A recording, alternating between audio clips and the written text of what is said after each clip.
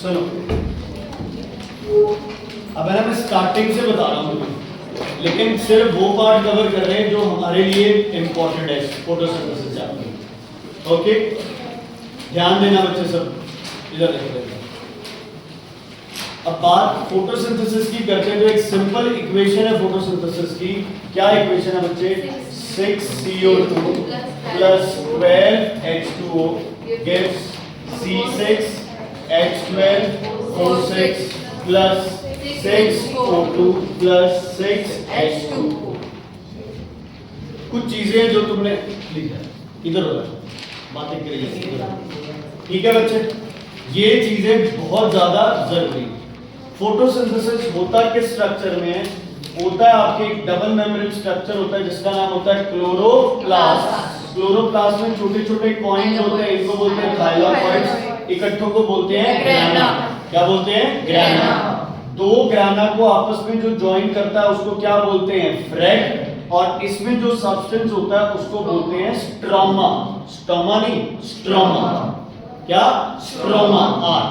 इसका ground material है बच्चे स्ट्रोमा, और गार्ड सेल्स के बीच की जो ओपनिंग है इसको क्या बोलते हो? स्टोमा। दोनों की लोकेशन आ सकती है। Ground material of chloroplast, opening between the guard cells. What does the stroma do? Dark phase of photosynthesis, बताता हूं कैसे। और stoma exchange of respiratory gases या allows water to transpire, water to move out. ठीक है? Stroma guard cells का cytoplasm जैसे होता है वैसे मटेरियल है, और स्टोमा गार्ड सेल्स के बीच की क्या है? Opening. Guard cells means sorry chloroplast. Stroma chloroplast, stoma guard cells के बीच की opening. Stroma chloroplast, stoma between the guard sales. ठीक है बच्चे? क्लियर? फोटोसिंथेसिस के दो फेज होते हैं। सबसे पहले फेज को बोलते हैं light phase, light dependent phase. ठीक है? सनलाइट फेज, जो मर्जी। इसमें सबसे पहले क्या होता है? सनलाइट एब्जॉर्ब करता है। कौन? क्लोरोफिल। और क्या होता है? एक्टिवेट। सनलाइट को क्लोरोफिल क्या करता है? एब्जॉर्ब। और क्या करता है? एक्टिवेट। क्लोरोफिल सनलाइट को क्या करता है? एब्जॉर्ब। और उसको क्या करता है? एक्टिवेट। आज जो करा रहा हूं उससे पेपर में क्वेश्चन आना ही आना है बच्चे। ये सर के कुछ फेवरेट टॉपिक्स हैं, तो प्लीज ध्यान दे दो इस पे। अब क्या किया? जो भी पानी का मॉलिक्यूल है इसको सनलाइट और कौन? क्लोरोप्लास्ट। या फिर कौन? क्लोरोप्लास्ट में कौन? क्लोरोफिल। जो वाटर मॉलिक्यूल है इसको सनलाइट और क्लोरोफिल क्या करेंगे? तोड़ेंगे और क्या बनाएंगे? H पॉजिटिव ऑक्सीजन गैस और 4 इलेक्ट्रॉन्स। इस प्रोसेस को बोलते हैं फोटोलाइसिस। क्या बोलते हैं इसे?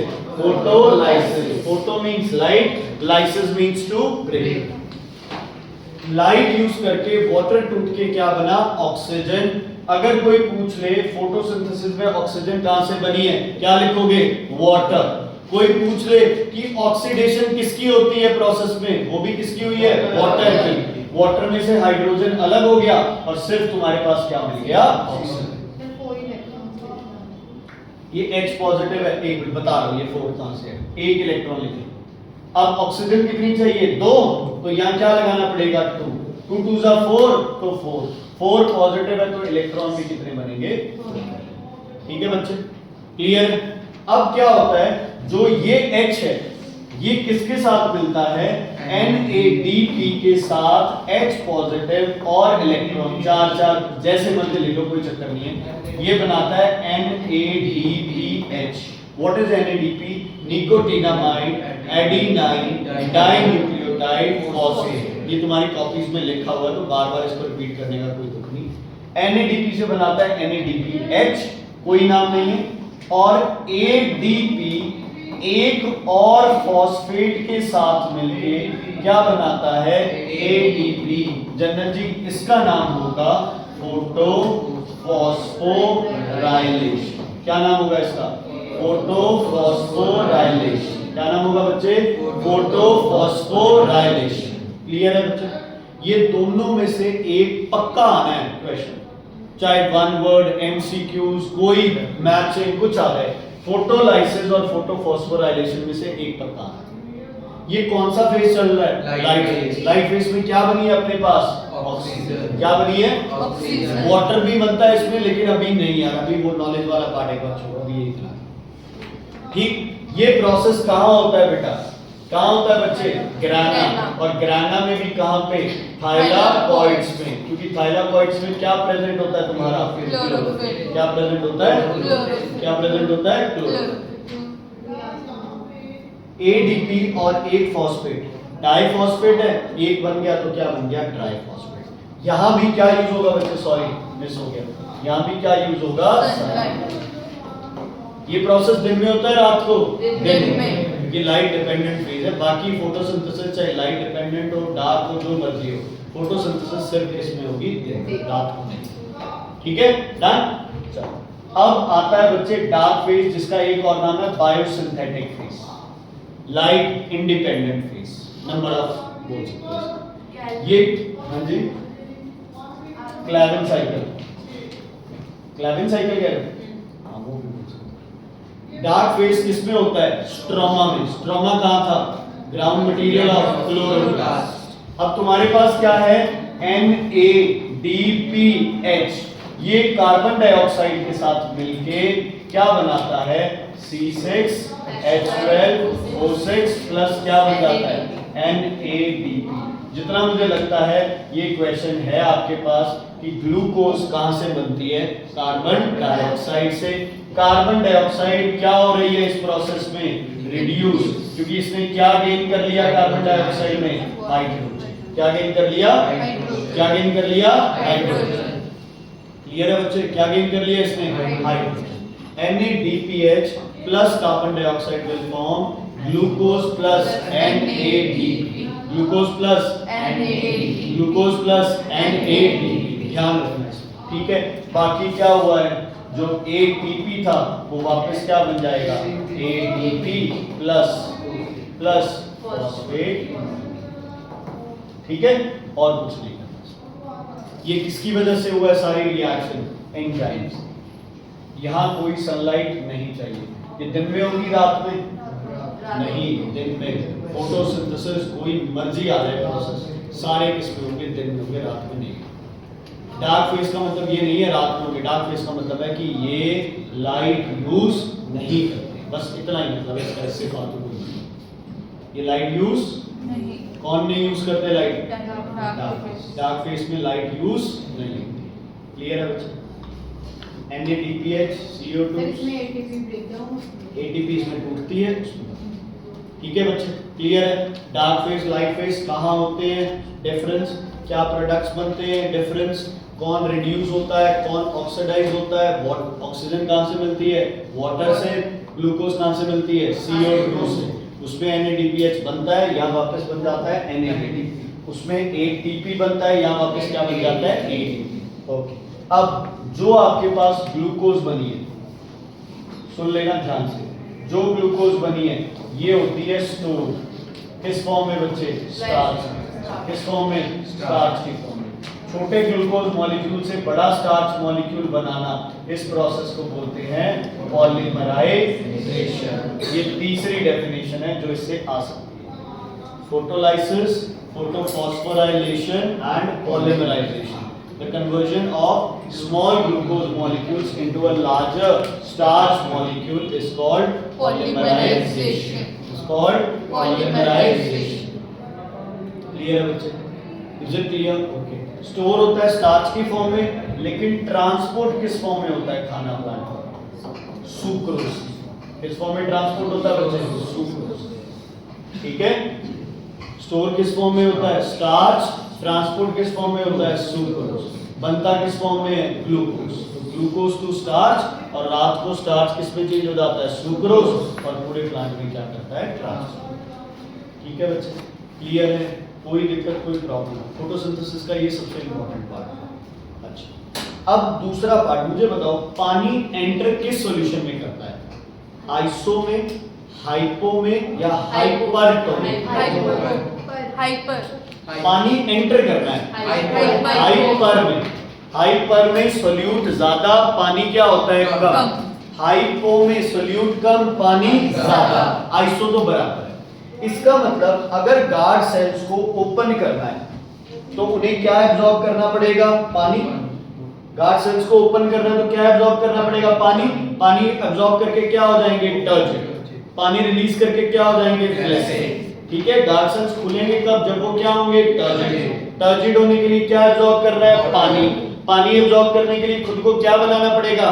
हाइपरटोनिक। क्या बनाना पड़ेगा? हाइपरटोनिक। अपने अंदर किसकी वैल्यू ज्यादा करनी पड़ेगी? सोल्यूट। किसकी? सोल्यूट। दो थ्योरी है, एक है शुगर कंसंट्रेशन, एक है पोटेशियम आयन। ठीक है, दिन के अंदर क्या बनाएंगे guard cells? Sugar, by the process of photosynthesis. अंदर का सॉल्यूशन क्या हो जाएगा? हाइपरटोनिक। तो बाहर से पानी कहां आएगा? अंदर। गार्ड सेल्स क्या हो जाएंगे? टर्जिड। और क्या करेंगे? ओपन। रात को नो फोटोसिंथेसिस, नो शुगर, है ना, तो अंदर का सॉल्यूशन धीरे धीरे क्या हो जाएगा? हाइपोटोनिक। तो अंदर से पानी क्या जाएगा? बाहर, और गार्ड सेल्स क्या हो जाएंगे? ठीक है। पोटेशियम आयन थ्योरी, बाहर से, अंदर नहीं बनाते, बाहर से पोटेशियम क्या करेंगे? एब्जॉर्ब। अंदर का सॉल्यूशन क्या हो जाएगा? हाइपरटोनिक। तो और कौन एब्जॉर्ब होगा? पानी। गार्ड सेल्स क्या होंगे? टर्जिड। टर्जिड होने के बाद क्या करेंगे? ओपन। ठीक है, मतलब दो तरीके हैं। गार्ड सेल्स या तो अपने अंदर ही क्या बना ले? शुगर, या बाहर से क्या ले ले? पॉजिटिव। दोनों केसेस में बाहर से अंदर क्या जाएगा? वाटर। गार्ड सेल्स होंगे टर्जिड और गार्ड सेल्स क्या करेंगे? ओपन। दूसरे केस की बात करो, अगर गार्ड सेल्स फ्लैसिड है तो बाहर कौन गया? के पॉजिटिव, या शुगर बनना बंद हो गई तो कौन बाहर निकल गया? वाटर। ये गार्ड सेल्स क्या हो गए? फ्लैसिड। गार्ड सेल्स क्या हो गए? फ्लैसिड। तो opening and closing of guard cells में आयन कौन सा चाहिए? ए पॉजिटिव। कंपाउंड कौन सा चाहिए? शुगर। इन प्रोसेसेस के लिए क्या चाहिए? एनर्जी। क्या चाहिए? एनर्जी। अगर क्वेश्चन आ जाए does photosynthesis require energy? Yes. Sunlight तो वैसे भी चाहिए उसे, और एंजाइम्स एंड ऑल एनर्जी लगानी। रेस्पिरेशन एनर्जी बनाता है। फोटोसिंथेसिस में वेट बढ़ता है, रेस्पिरेशन में वेट कम होता है। बाकी यार वो गैसेस का तो तुम्हें पता ही है, एक दूसरे से उल्टा। कोई बच्चा ऐसी मूर्खता मत करना कि फोटोसिंथेसिस से कार्बन डाइऑक्साइड बनती है, प्लीज रिक्वेस्ट है। ठीक है, डन। फोटोसिंथेसिस के फैक्टर्स बड़े इजी हैं। CO2 चाहिए, जितनी ज्यादा बढ़ेगी up to a particular limit. Sunlight जितनी ज्यादा फोटोसिंथेसिस बढ़ेगा, बट अगर ज्यादा सनलाइट हुई तो क्या होगा? क्लोरोफिल डैमेज, फोटोसिंथेसिस रुक जाएगी। ठीक है, तो दोनों का अप टू अ लेवल होता है। वाटर, अगर प्लांट में वाटर कंटेंट अच्छा है तो फोटोसिंथेसिस क्या रहेगी? ज्यादा रहेगी। अगर वाटर कंटेंट कम है तो कौन बंद हो जाएंगे? गार्ड सेल्स, और फोटोसिंथेसिस क्या करेगी? स्टॉप कर जाएगी। विल्टेड प्लांट में फोटोसिंथेसिस होती है? नहीं, क्योंकि गार्ड सेल्स क्या हो जाते हैं? बंद हो जाते हैं। ठीक है, तीन हो गए बच्चे। एक आपके पास आता है इसके अंदर टेम्परेचर। टेम्परेचर का क्या रोल है फोटोसिंथेसिस? Increase temperature, transpiration. ठीक है, फोटोसिंथेसिस। डार्क फेज में क्या थे? एंजाइम्स।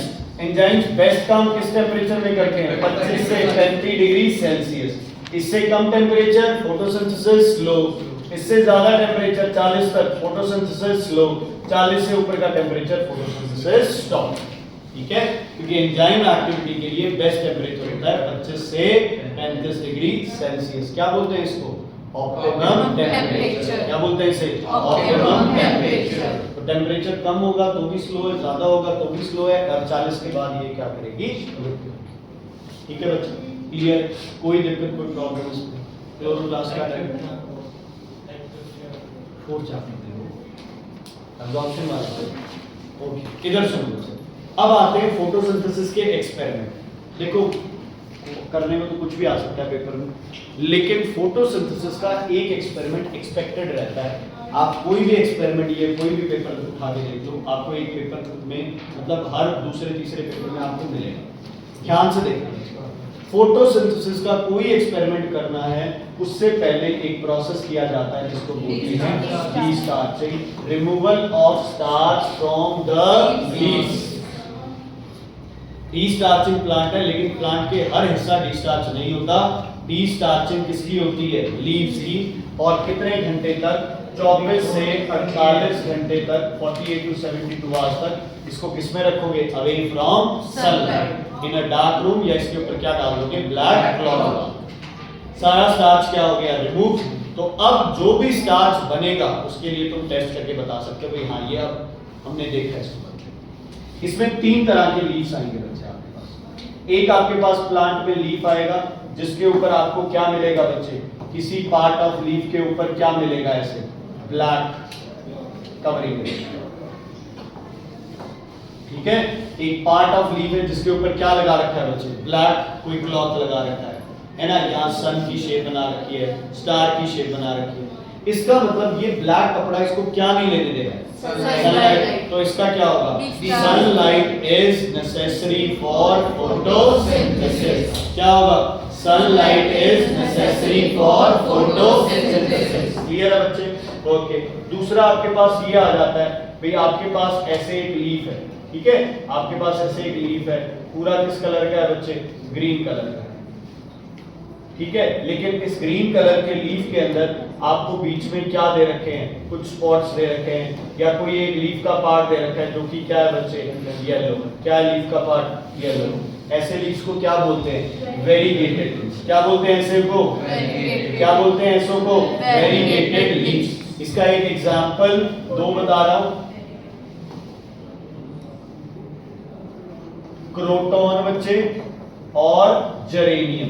क्या? क्रोटॉन और geranium. Croton and geranium. Question आता है। Sunken stomata, nerium. Sunken stomata, nerium. Water plant, hydrilla and वेलेसनेरिया।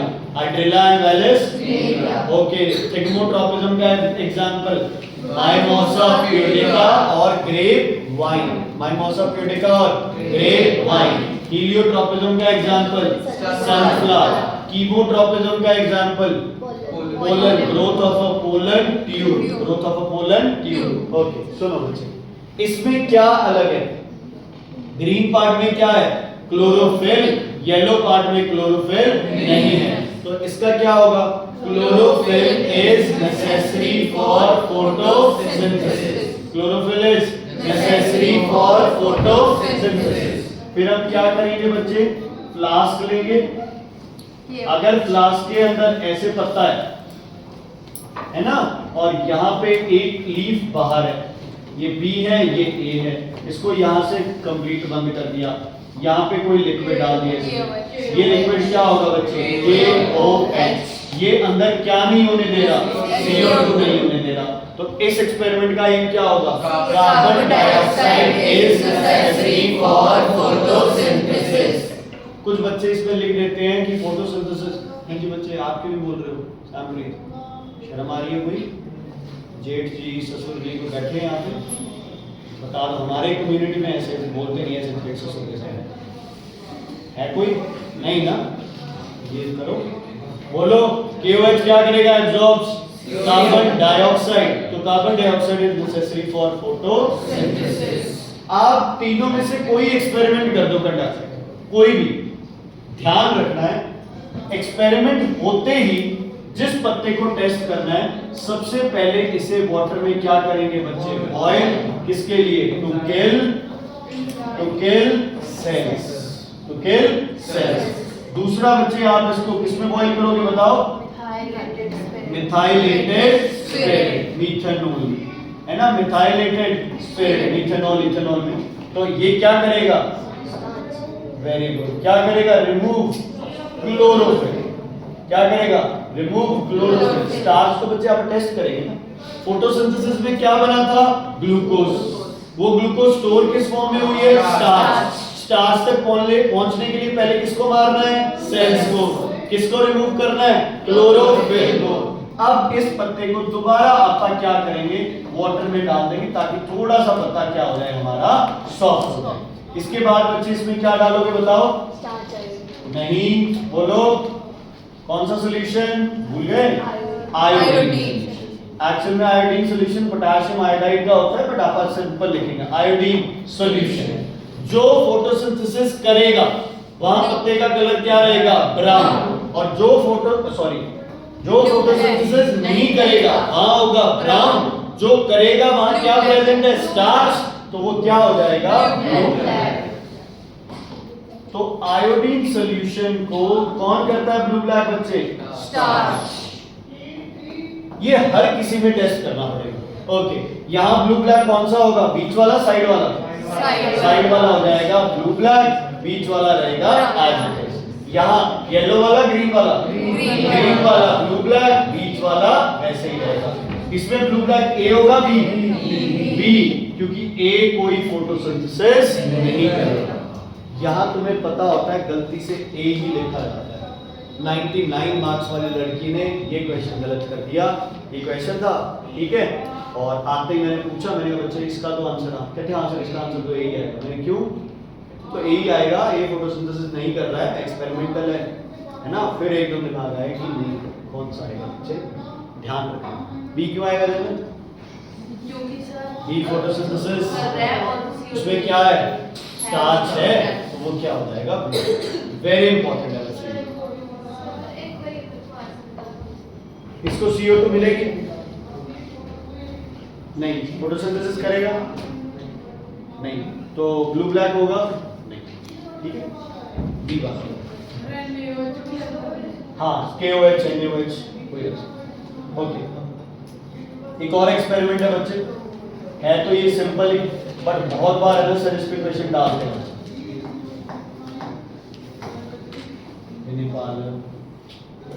Sir ने कुछ एसर्शन रीजनिंग के क्वेश्चन भेजे हैं, या मेरे ख्याल में क्लास में करवाए हैं।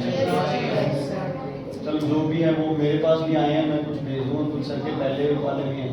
भेजे क्या है तुम्हारे पास, इतना कुछ है अभी लोगों ने।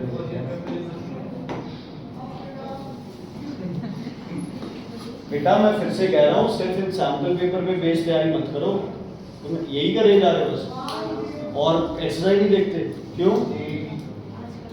इसमें कितना टाइम लगता है, सैंपल पेपर तो 10 मिनट का काम है।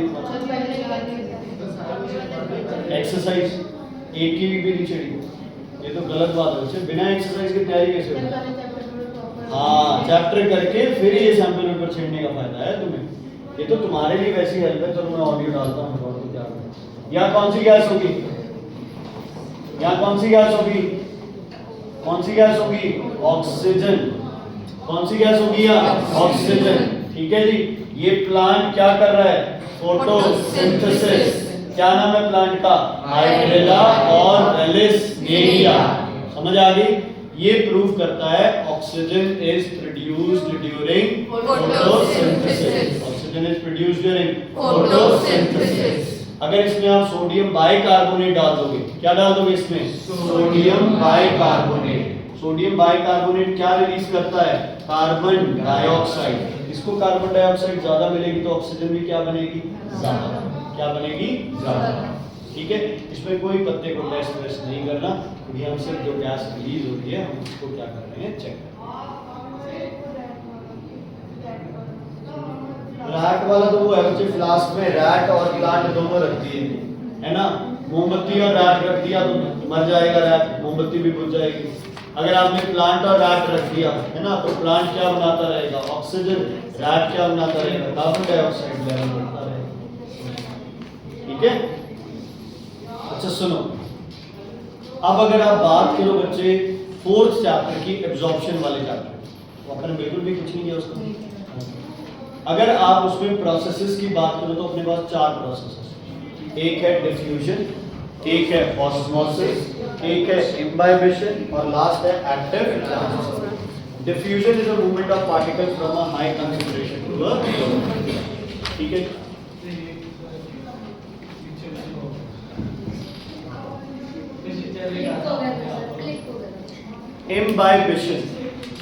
Imbibition is a absorption of water from surface to surface, है ना, by surface attraction, है ना। या it is a surface to surface absorption of water in the cells due to surface tension. इसको आप क्या बोलते हो बच्चे, imbibition, ठीक है। swelling of tools, imbibition, swelling of cotyledons, imbibition, ठीक है बच्चे। डिफ्यूजन गैसेस वगैरह की।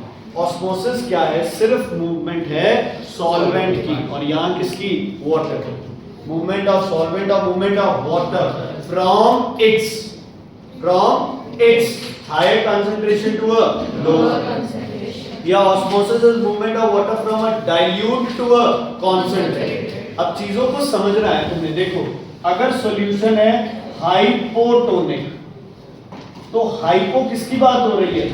सॉल्यूट। सॉल्यूट है कम, वाटर है ज्यादा।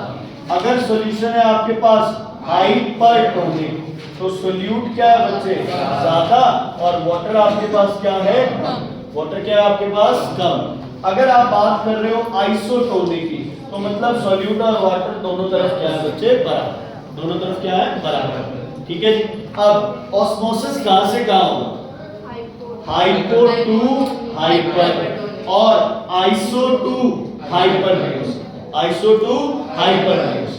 ठीक है, मतलब जहां पानी ज्यादा है वहां से पानी कहां जाएगा? जहां पानी कम है। तो रूट हेयर्स जो होते हैं, मान लो ये रूट हेयर का डायग्राम होता है। ये कौन से सेल्स हैं बच्चे? Epidermal cells. कौन से? ये एपिडर्मल सेल्स की आउटग्रोथ को क्या बोलते हो? Root hair. क्या बोलते हो?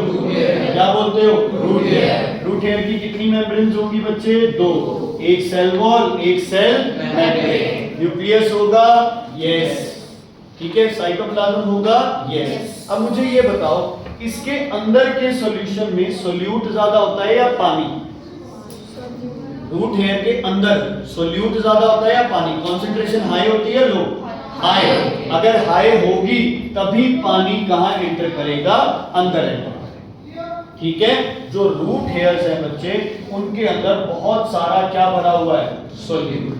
बहुत सारा क्या भरा हुआ है? सोल्यूट। पानी क्या है बेचारों में? बहुत कम, इसलिए पानी बाहर से कहां आएगा? अंदर, by the process called osmosis. कोई बोले रूट हेयर क्यों अच्छे हैं एब्जॉर्प्शन के लिए? सबसे पहले सरफेस एरिया क्या है? ज्यादा। सरफेस एरिया क्या है? ज्यादा। दूसरा, अंदर की कंसंट्रेशन क्या है? हाई। अंदर की कंसंट्रेशन क्या है? हाई। तीसरा, कौन सी मेम्ब्रेन होती है इसमें? Semi permeable membrane. कौन सी मेम्ब्रेन होती है? Semi permeable membrane. अब बात करते हैं एक प्रोसेस जिसका नाम है एक्टिव ट्रांसपोर्ट। रिवर्स है ये सब, from low to high, but it has to use energy.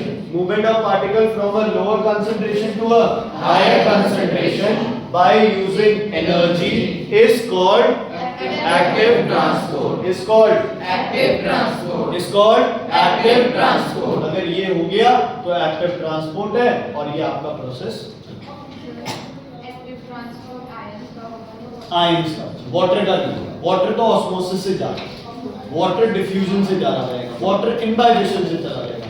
सिर्फ तुम्हारे मिनरल आयन सॉल्ट्स का क्या होगा? आपका एक्टिव ट्रांसपोर्ट। एक एक्टिव ट्रांसपोर्ट वहां होता है के पॉजिटिव आयन के रूप में, वहां के कम होते हैं अंदर, लेकिन फिर भी के बाहर से अंदर भेजे जाते हैं। सॉरी, वो तो सीधा हो गया बाहर। जब आएंगे, जब बाहर आएंगे अंदर के है, बाहर भी के है, लेकिन फिर भी अंदर से के बाहर भेजने हैं तुमने, तो वहां भी तुम्हें क्या चाहिए? ठीक है बच्चे, क्लियर है?